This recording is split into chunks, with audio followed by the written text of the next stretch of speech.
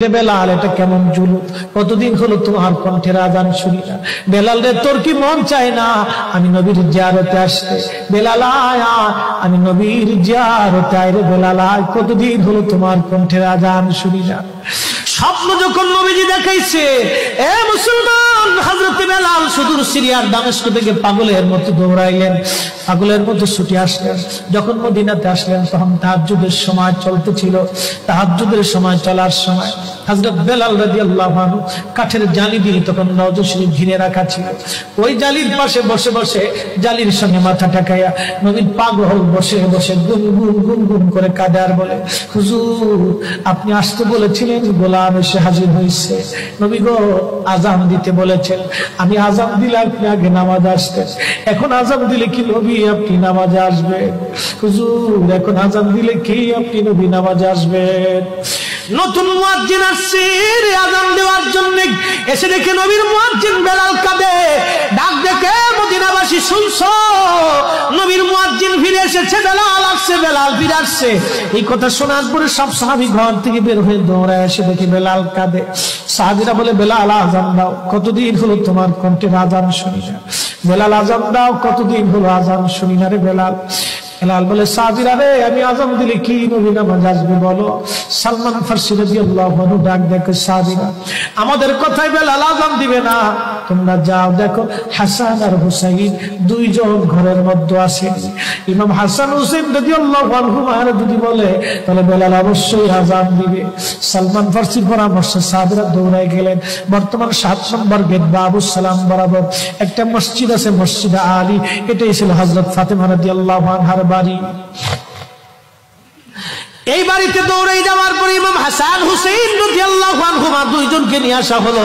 দুইজনকে নিয়ে আসার পরে হযরত ইমাম হাসানকে দেখতে আমার নবীর মতো দেখা যাইতো, চেহারাটা রাসূল করিমের চেহারার মতো ছিল। নাতি দৌহিত্র নানার চেহারা পেয়েছিলেন, ইমাম হুসাইন ও নানার সুরত পেয়েছিলেন। দুই ভাই নানার সুরত পেয়েছিলেন। হযরত বেলাল রওজা শরীফ থেকে উঠে হযরতে হাসানের বুকের মধ্যে মাথা ঠেকায় কাঁদতেছে, ইমাম হুসাইনের বুকের মধ্যে মাথা ঠেকায় কাঁদে। হযরত ইমাম হাসান ডাক দেখে, নানার মুয়াজ্জিন, কতদিন হলো তোমার কণ্ঠে আযান শুনি না। যেই কণ্ঠ দিয়ে নানার আযান শুনাইতা, যাও গো ওই কণ্ঠ দিয়ে আমাদেরকে আযান শোনায়া যাও। যখন হযরত বেলাল ইমাম হাসান এই কথা বললেন, হযরত বেলাল দৌড়াই গেলেন। যেই বনু নাজ্জার গোত্রের মহিলা সাহাবীর ছাদের উপরে দাঁড়ায় বেলাল আযান দিত। আবু দাউদের 519 নম্বর হাদিসের মধ্যে আসছে, প্রত্যেক ফজরের নামাজের সুবহ সাদিকের আগে বেলাল দাঁড়াইতেন। দাঁড়ায় আযানের আগে বলতেন, আল্লাহুম্মা ইন্নী আহমাদুকা ওয়া নাস্তাঈনুকা আলা কুরাইশিন ইউকিমুদ্দীনাক। প্রত্যেক ফজরের আযানের আগে এই দোয়াটা পড়ে বেলাল আযান শুরু করতেন। হযরত বেলাল রাদিয়াল্লাহু আনহু আজকে তাহাজ্জুদের আযান দিতে গেছে। আযান দিতে যাওয়ার পরে হযরত বেলাল যখন আযান দিলেন, আল্লাহু আকবার, আল্লাহু আকবার, আযানের মধুর ধ্বনি সারা মদিনার রন্দে রন্দে ছড়িয়ে গেল। মদিনার ঘর থেকে সব সাহাবী বের হয়ে দৌড় মারছে। আবার যখন বলেন আল্লাহু আকবার, আল্লাহু আকবার, সব সাহাবী, মহিলা, বৃদ্ধ, বনিতা ঘর থেকে বের হয়ে দৌড় মারছে।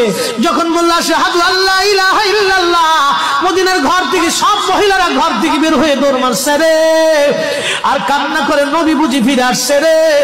আবার যখন বলেন আশহাদু আল্লা ইলাহা ইল্লাল্লাহ, তখন মদিনার মানুষ কান্না করতেছিল, গুন গুন গুন গুন করে কান্না করে। মদিনার ভিতরে আওয়াজ বের হয়ে গেল, নবী বুঝি আসছে রে, নবী বুঝি ফিরে আসছে রে, নবী বুঝি ফিরে আসছে রে, নবী বুঝি আসছে। হযরত বেলাল যখন বলেন আশহাদু আন্না মুহাম্মাদুর রাসূলুল্লাহ, মদিনার মাটিগুলি থরথর থরথর করে কেঁপে উঠছে রে। মদিনার মানুষের কান্না বেড়ে গেল। হযরত বেলাল অজ্ঞান হয়ে জমিনের মধ্যে পড়ে গেলেন, তিনি বেহুশ, নবীর আশিক বেহুশ হয়ে গেলেন। বেলালের মতো আশিক যদি আমরা হইতাম।